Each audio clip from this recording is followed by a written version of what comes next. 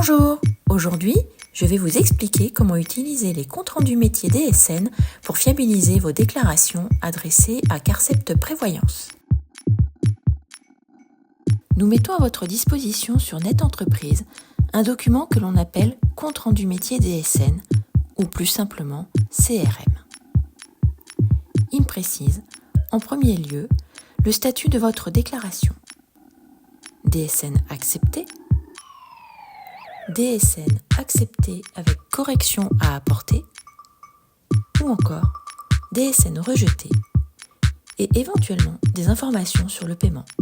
Voyons tout cela en détail. Le statut DSN accepté signifie que votre déclaration respecte les informations de la fiche de paramétrage et que nous allons donc pouvoir en exploiter les données. Néanmoins, même si nous ne repérons pas d'anomalie, des incohérences peuvent subsister. Pour y remédier, déclarer distinctement les contrats prévoyance et santé, peu importe la population, faire cotiser un salarié sur la bonne catégorie, renseigner des montants de base assujettis reflétant les éléments de rémunération. Le statut DSN accepté avec correction à apporter indique que votre déclaration comporte une ou plusieurs données qui n'ont pas été correctement déclarées.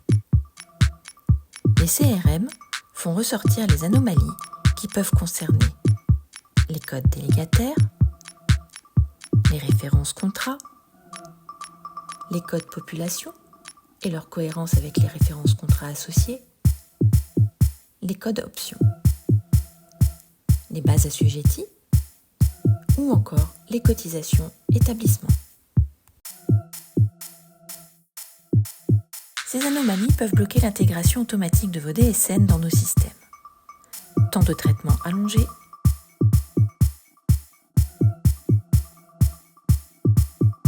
cotisation mal ventilée ou affiliation non enregistrée. Les écarts non corrigés pouvant entraîner pour les salariés concernés une mauvaise alimentation de leurs droits en matière de protection sociale. Les CRM précisent également des retours métiers qui détaillent le nombre d'anomalies similaires, le type d'anomalie, le numéro de rubrique DSN, la valeur déclarée dans cette rubrique, ainsi que des éléments de contexte. Pour rectifier une erreur, vous pouvez reprendre votre fiche de paramétrage DSN. Il vous suffira alors de vous reporter à la rubrique mentionnée dans le CRM pour retrouver l'élément attendu et y apporter une correction.